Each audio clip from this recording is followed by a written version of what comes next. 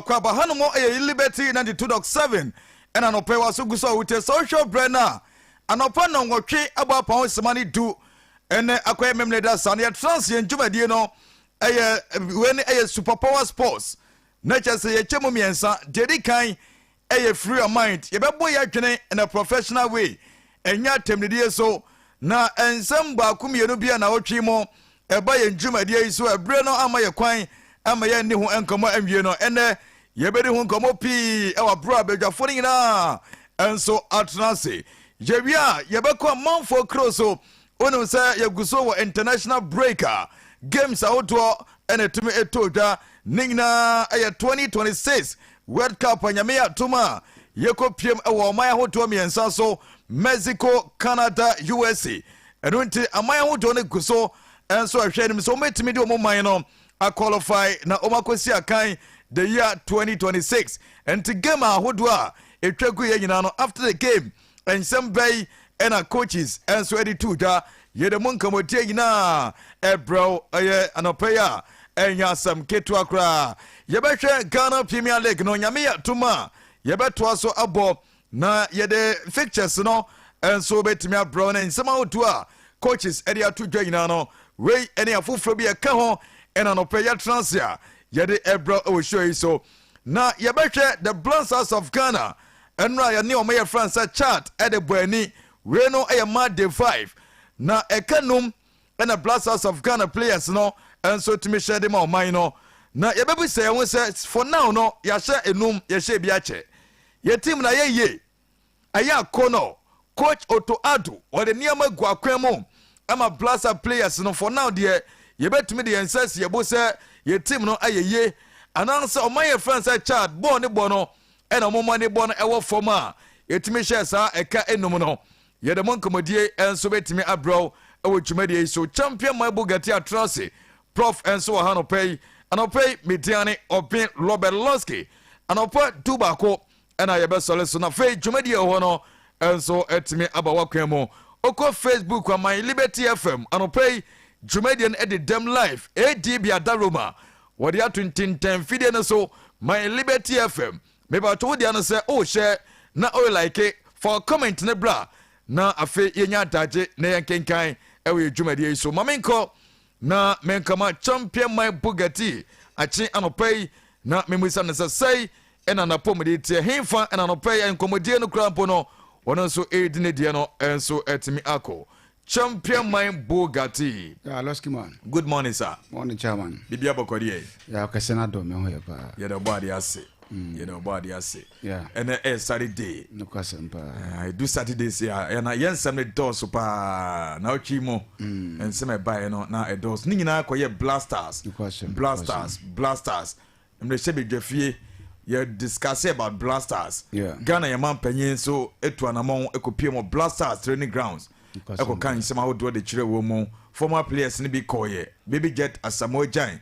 Sanso ena yenya FA president Raketo Kreku just a sports minister when united to na mo by kanum and I share na me bisa say team na ayeye and I say we adanko da day when we say child mine no and rock can we dey say you uto or say to me she be blay Kofi yeah LOSKY man at work yeah buy a boy juma yes my NCT for okay the omunyina asese da ne da no kwose na wotie okay kasa fidie ne doso pa enso edu sabe na obi echi na fidie tu ase wotie wo na mi nsa nipa no opewasem sanity eno ntia LOSKY abayidie na ye ba bedi juma okay ne don hwere mi nsa me boa oh yeah ye twam du nan okay ya kenyina ye dia okay kakra be ni na kama pa na LOSKY em se na wo kano.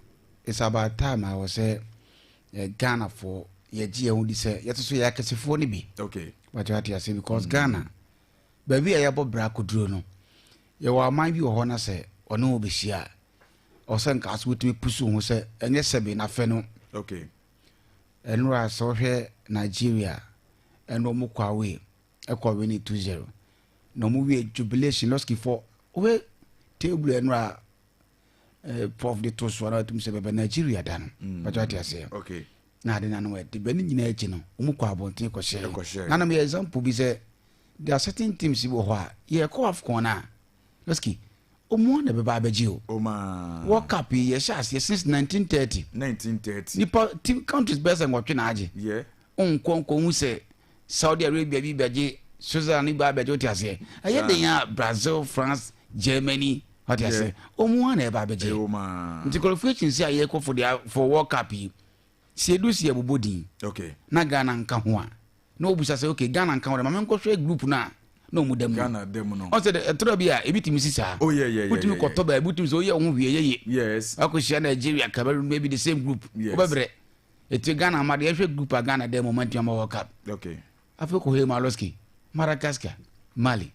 Central African Republic Losky ohun awon bejuro temi de course nura no enyare ye mo pi team ni ye enye David Stone yetimi entu hire mo se dabi say ya hye num yeah enti team na ye da se nya botre oh team na eshia ne de so you be a wodi ball echi na wuti nkomo twen course of dem a timi so man na eshia won ye oman a ball sem no omunya de ye oman bia won de Losky Yakopon de dua wo mu so hu ene bi mo ba be sua hu body ye be Ghana nkasa de ya bless ye with football na nkasa yidina obi ani ball no bobu asabi wanyini so edu say Losky baby o organize some tournament we ka so bobu ya oje ball to say wow akura ketwa dada to ball ma mo ba o be mo pe ball yeah nti ne nkasa Yakopon de dua ye mu okay I say Brazil we Brazil nia ball na nkasa tia say woni ball e ka say France ba Germany ba obi esuru because ball no e yo mu talent nti no Losky Ghana de senior kind of 5-0 de be me de sana metie yi eno e team ni baby team ehun se team ne de e mo omre nti we nya nuru baby eno awe chances are Ghana kra se na chese Ghana bit ma shebe 10 kra nti we de mu ye mofo countries awodo a hye na nyasem ketwa omuko ma hye no Ghana kwanye ne na mo ye bra okay ka countries bi a hye Chad na nke ni ntimi hye no Madagascar hye no Comoros hye no atiase be dubrem na nkasa ma we ni ntimi hye ti Ghana hye no numa we de se echiro bi anim mahu sa asofo ni bi ene na ba bi nye videos ahodo mu ye what a ball one se David so for kase pa mu se wonya de ya me beto ba fam o me de ba gidi yes so for kase pa ya em say na o hwe game ni bi na o hwe game na oh wow what a ball me beto mu ahwe so for kase pa Ghana how to say adane de ball no oni mu de bet o fe no goals na me flow de hu bi a che we de akira che yeah and I goes no hu bi ni nye oh yeah ene de Blasters otoado pen so ye hye num se yeah de and I'm say for goes no na on technical team now move bon come stra we de we de mu ye papa o nwie wo adwuma ye ona say open no osu ade afama no ade oh wa otoado no se na me we de senka o de we ni jeje dia ka be ka say ye man contract be 20 years was Chad 5 we say we Losky players in bebo a nka yentuaka players in bebo we say nka yentuaka me catch we ne say we dey nka fufulefu we dey say game World Cup qualified game against Chad and as I say you check your man mi no ha na e pebra bia ba ko World Cup ba say mo nya de nka for mo nka group no eno de o mbeka ho ke be you message say bo no mu no bo nte o say no baby sanity o mbeba bete wa ma bia nyeye so o ba bia na aso pepepe na mu bedru se ene Chad kra akonya na bede so mu nko World Cup a o meka ke FIFA se yiye nyama o muntimi e kire beba de mu Ghana ne ye asudi ye den eda ye nsuti no edi kwaso bia jubilate okay yeah because Chad de Losky omu ye very weak part is a born de the bonnet tene unim se ne yankwa na be hye wo mu country bi be hye Chad bia be 3 points bia be hye wo mu yeah country bia say ya monti say you feel bia be hye Losky and then so for be din komo kakra ya man amanfo atene ma ase man no Losky stay league so do ye Black Stars no always steady wo team say 100 250 Losky still na nipa go nti e Ghana na still no ye nya Black Stars na yipa mu bet o my results dia Losky e be town na chitu ko ba be din komo me da se pi anopay Bugatti yes entete ho no afei na ye be rura mo din komo ni ye pa mama nka plotfo na ono nso mebusa ne se na anopay na hote henfa na ne komodie no ono nso e be didi afa prof Losky good morning sir good morning say bibia bokodi yi alhamdulillah nyam ya do me ho ye pa ye do body ase sure asa ma de pa foforo bi asa achi yeah and on the 22nd yeah na 22nd nyam ya do ma na week and me we fasting and a week oh okay and a week ma nya 30 pepe ye bomba say okay nyame mfa emedum ye na. Oh yeah. Na that room what the bedroom ye. Yeah, sure. The bedroom ye na. Bibia ye kama. Yeah. Ene enkomodi no bedi afan blasters. Ayeye. Losky ene da ase na ya aseda. Asedan free. No wabo white. Yeah, asedan free has to focus so ye ene de ba. Sa Benjamin Saliana. Yes. When was the last time a local player konya keeper clean sheet the Ghana? Local goalkeeper. He has to focus in there. Okwa has to focus so yeah, and no has to focus. A flag. Every stadium was say Enroy 20 years has a folk goalkeeper. Yes. Enya konya da goal post me a crucial game. Yes. Edema o my Ghana Blasters. Yes. Ti Enroy 20 years. 20 years. Etwe mo na munya keeper bia ma no e da goal post no. Ena Enroy so hwe Benjamin Saria. Osan so keep clean sheet. Enroy ko social media man for say nya botre because bo bia nko no so.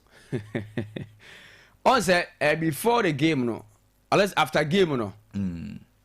Otuwado ka say denti a o ma Benjamin Saria da go post me say training section no na woye super sino mo ma de Aka. Maka ina Lawrence Atizigi Jojo Walakote and so on.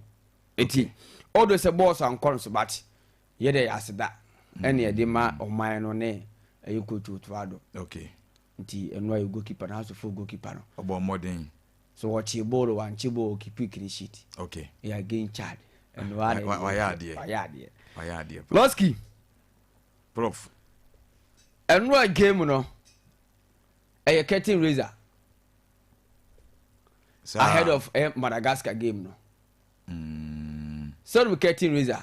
Oh yeah. Say ye boy obo game a ye bo crucial game a ye di kambo academy game bi say bi anka Liberty ne unique ever match ya so what you say na yama e bia na kan fon kwara ba de abedi kambo curtain raiser be for rehearsals na a paving way e dia ma eye Liberty against a unique. Okay. So what you say na your big game na ye de ba assess team no ye de ba assess coach Otuwado ye de ba assess Inaki Williams say indeed performance am did the various clubs no. Okay. And never ban a reflect away national team always say and why game na a important game the more minor. Yeah. Because and one my who got that top I got 12 points. Game be at 3 points. Yes, game be at 3 points.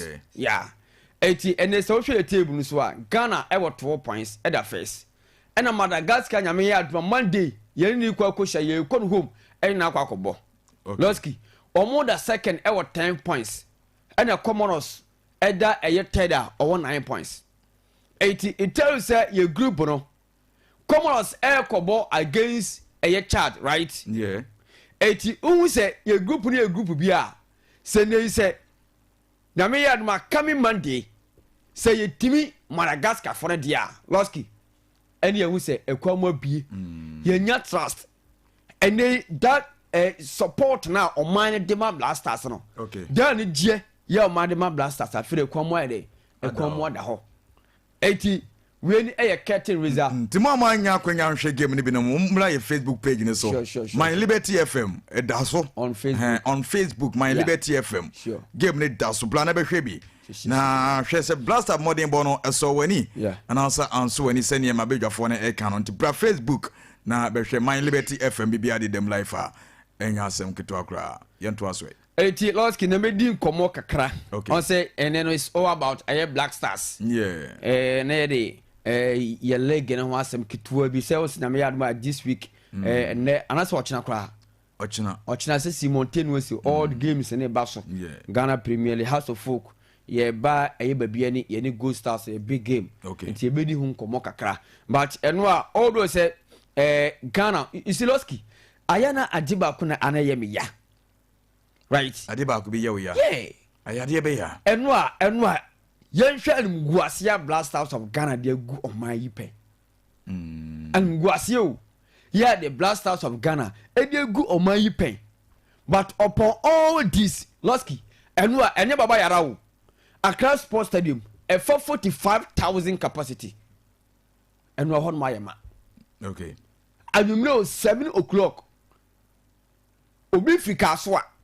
ɛbɛhwɛ game ɔbɛpɔn 9:15 9:20 we free Cape Coast ansana ma wo bedu kaso a Cape Coast no e been through Kumasi and West yes West of nyina koi but no a amanfo firi mmea ɛna kɔhwɛ ball no ɛno a Accra Sports Stadium ɛyɛ ma it is how you prayer na we see academy such a nation such football nation ya enei wo hwɛ ɛno ada oyene ɛto Ghana ɛwɔ Kumasi adum ya wo hwɛ ɛgya ɛto hɔ no Losky hwɛ ɛno a ade a ɔmo ne pa Ghana fo ni so ɛyɛ this when ɛno ana yɛ kɔ no yes ɛno a ade a ma amanfo esu amanfo twa adwadwo yɛ te sɛ ɔmo dwene enema si ɛwɔ adum no the end of the performance of Blasters ɛde Ghana no ɛma te sɛ yɛ forget sadness nyina Losky it tells say ɔman ɛyɛ football nation eti ne sɛ wonya konya sɛ wosi academy Blasters of Ghana Losky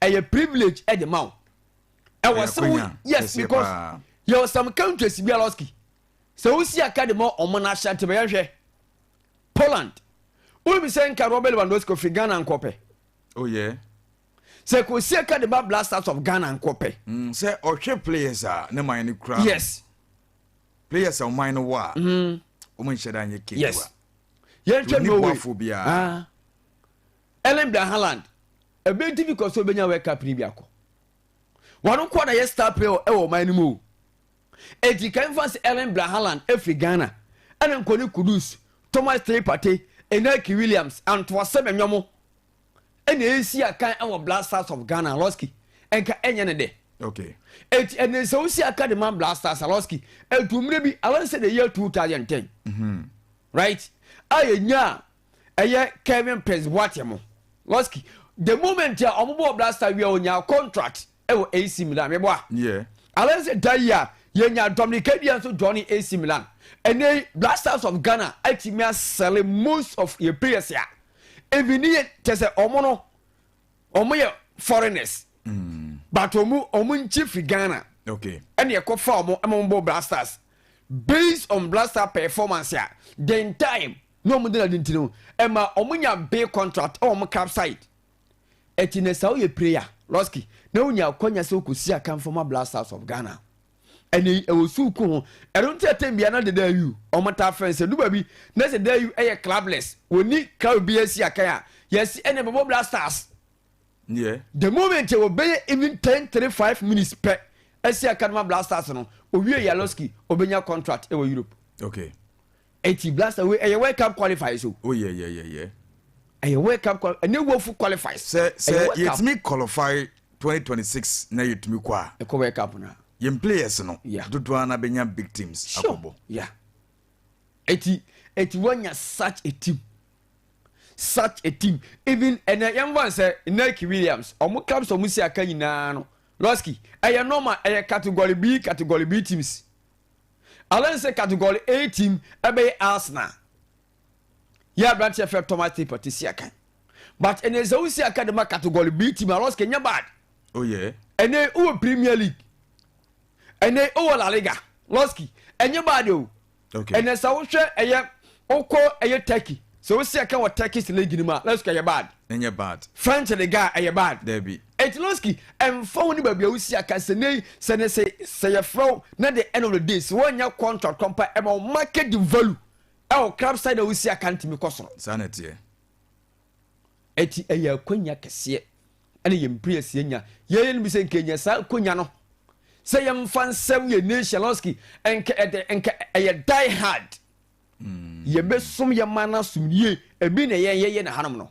okay ye kwanya yenya ye se ye nsum Ghana aye se ene nsem a ayekoso on a set of sports ya be transe na ye ma amanfo atensem a ayekoso o ye sports de yesu ye dia sem oman no okay etine se wo ye prayer wa dwuma a wo ye no se nei ye to ye nsafo ye players empempem even ye ntwe local league players omo si academy local league game omo toso amanfo ebi mo foreign Losky eti yenya omu gidie yeah that's ye see ye fit 25 players the whole Ghana ye fit 25 players Losky na se ye bebo odi a ɛyɛ konya kɛse no man the entire nation yɛde ama wɔ sɛ bra okay ne bɛsum ɔman ne sum yie nti sɛ wonya supporters wie nyinaa nim ɛwɔ Accra Sports Stadium before the game yɛtwe MPs the sports minister Ghana Football Association mpanifo ne nyinaa no ɔmampanyini